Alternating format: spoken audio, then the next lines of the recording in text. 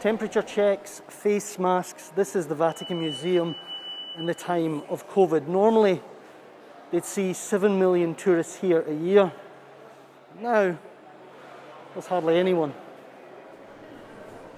Tourists from across Europe have been welcome here for over a month, but Americans and other overseas visitors still aren't permitted. Visitor numbers across Italy and in the Vatican remain low. The Vatican was one of the first major museums in the world to reopen. It's been reopened for about a month, but it's a very different experience now. There are far fewer tourists here.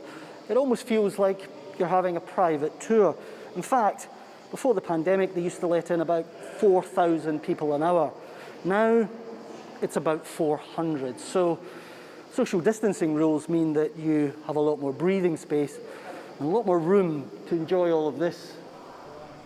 Monsignor Paolo Nicolini says that the Vatican is ready to welcome back Brits.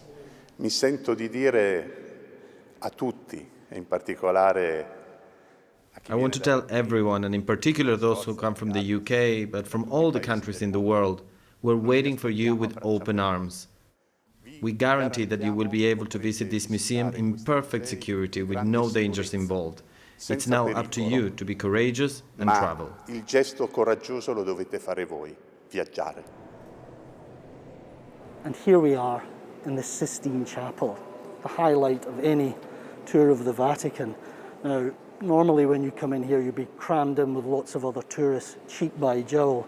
Well, not at the moment. It's a very different experience. We didn't even have to queue to get in here. There's been a worry in the past that bringing so many tourists in have damaged Michelangelo's masterpiece. Well, there's no fear of that now because the chapel is both peaceful, almost silent, and spectacular.